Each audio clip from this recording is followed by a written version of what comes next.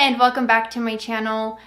I posted a video last week of all the makeup products that I've been enjoying so far in 2021, and I thought it would be interesting to do a video of makeup products that I haven't been enjoying. For me, this is just to kind of document my likes and my dislikes as far as makeup goes and what I'm willing to spend money on and what I can kind of get away with not buying at a luxury price. So if you like any of the products that I'm listing in this video, we can still be friends. I'm not going to judge you if you like one of these products and you swear by them. So I hope that you wouldn't judge me if I don't like a product that you swear by. I mean, you can still be friends with someone that has a completely different aesthetic. Like, you can be a super goth queen and still have a weeb friend. It's possible. Truly, trust me. So let's get into the first product that I want to talk about. And I mean, I think this is just as an overall, but this is just an item that I bought this year that I can kind of talk about it. And it is the e.l.f. Mint Melt Cooling Face Primer. I think I had already said in a video that I am not a huge fan of primers. I kind of think they're a scam. All you really need is a good skincare, and it differs though, right? Because I'm used to using primers because I do cosplay makeup. So when I'm under lights for a long period of time, and if I'm at a convention where you're moving around and people are taking your photos, you want to make sure that you look good because you don't really have the time to stop and powder check, right? Like you just have to keep moving. So for that, I understand using primers. You just want to continue the longevity of your product. That being said, this e.l.f. primer, it is a gel, like tacky consistency, very similar to the Milk Cosmetics primer that is like a cult favorite everybody loves. Everyone says that this e.l.f. primer is like the dupe, if you will. I just don't think that these particular primers work for me because I'm not using very heavy set makeup. Like, I'm not using a fuller coverage foundation. If anything, I'm using the most minimal coverage kind of foundations. I'm using skin tints and tinted moisturizers. I think because they are so light, they don't really need a primer to lock and sink into your face and last all day because it's just gonna do what it's gonna do. Because I've noticed every time I've used it, like my nose breaks up more than normal, and like I've tried it every which way. Like, I know you're supposed to apply your primer and just kind of let it do its thing for a minute before you go into your face, and it still just doesn't work for me. I'm just not a huge fan of primers, so for that one, I'm probably just going to declutter. Another complexion product is this NYX Stay Matte But Not Flat powder foundation, and it comes in this compact right here, and I mean, I like how sturdy the compact is, and I like that it has these holes in the bottom because like it does come with that sponge, and it bothers me when you get compacts like this with the sponge and it doesn't have the holes in the bottom, because then that sponge is just gonna get disgusting. It's gonna build up all this bacteria, it's gonna be really gross, and then it's just like right directly under your product that you're gonna put on your face. That's like asking for skin problems. I'm not a huge fan of this one particularly because like it just makes my face look like deprived of any moisture, and it really picks up on any like weird patches that I might have on my face.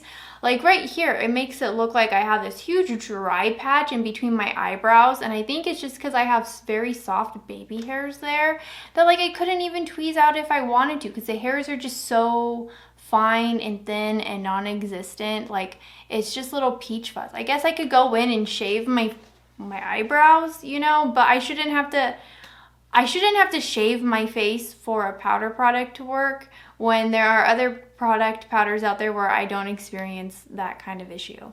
So for me, I'm probably also going to declutter that, and the shades lean a little bit more warm. How do I phrase this? Maybe not warm, but like orange leaning. There's a bit of a weird oxidation that happens when using it, and like my face just looks kind of like, you can tell that I put on makeup because it's not quite my color, and It's just not for me, and I think it's just the soft matte but not flat collection by NYX that I'm just not interested in. I like my skin to be my skin, but a little bit better. I don't need it to be really deprived of any moisture. Usually I'll go in with like my NYX banana powder, which I love and swear by, and I'll just kind of tap that into my T-zone if I just need like a quick powder. And that's enough for me, and it lasts and it works. So I don't know, this NYX powder, not for me. The other complexion product I have is this Half Caked in Bloom. It's the shade Live on Sunday. And I've used this in a number of videos, and I really enjoy the shade of this blush. I'm just not overall impressed with the, when you first apply it, it looks absolutely beautiful and it's gorgeous. It doesn't last long at all. Like, I think this blush maybe lasts me 30 minutes and then it kind of disappears. And I'll set my face with the setting spray, and I would have done my makeup right after moisturizing. And I mean, you guys have seen it. I film a few videos in a day. So you'll see my looks kind of change throughout the day because I don't always just film back to back like that. Like, I might film earlier in the day and then come back and film other videos later on in the day. But sometimes you can really tell that in one look, I'm wearing this beautiful blush and it's super pigmented, and then a video later on, you know, you would think that I filmed it very later on in the day, or that I wasn't even wearing a product because it's just completely disappeared. Another complexion product that I want to talk about is, and I don't know what's going on with Marc Jacobs right now. All of their makeup is like super discounted. I know there's rumors that like they're kind of closing down their beauty department. I don't know what's going on. But I was able to get a springtime collection. This might have been something that I bought in late December and then just only opened in 2021, because I believe it was like the spring 2020 collection, and it came with like one of their gel eyeliners, which I really love, and it's in the lilac shade. It came with a lip gloss, and it came with this cream highlighter, and I'm just not a huge fan of this, and I think this just shows me that I'm like not a huge fan of cream highlighters in general, because it's very sticky. It doesn't really set on your face, and I mean, like, I have powdered highlighters like in the compacts that just do it for me, and I don't have to like work so hard around it. So I don't know, I guess this is just to say that I'm also just not a huge fan of liquid highlighters. Sue me, please don't.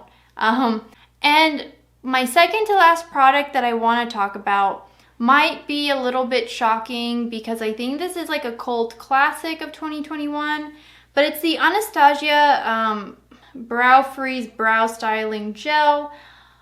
I use this a lot, like almost every video I'm using this. I don't think it really does anything for my eyebrows, like at all. It doesn't hold them in place, and like I've tried using a little bit of product, I've tried using a lot of product, I've tried, you know, doing the whole like first applying it back and then brushing everything up. Like I've tried this every which way, and I'm just like not a huge fan, especially for how much this costs. Like I think there's better products out there.